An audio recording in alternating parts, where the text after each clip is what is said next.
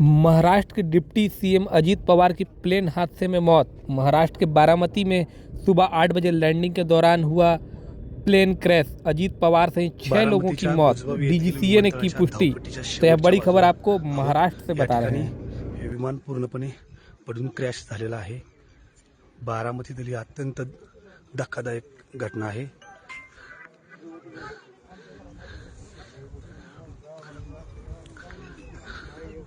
बारामतीच्या गुजबावी या ठिकाणी जिथे विमान उतरतं ते धावपट्टी, त्या धावपट्टीच्या शेजारची ही घटना आहे।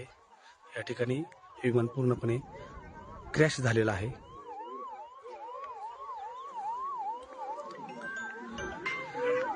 आणि अत्यंत वाईट घटना घडलेली आहे। अत्यंत वाईट घटना घडलेली आहे। राज्याला हादरवणारी घटना घडलेली आहे।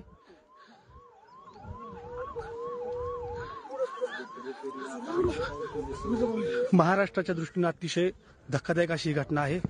महाराष्ट्राच्या दृष्टीने अतिशय धक्कादायक अशी घटना आहे।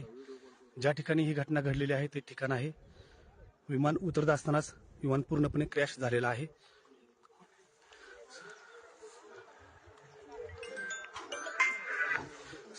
संपूर्ण राज्य हादरवणारी ही घटना आहे।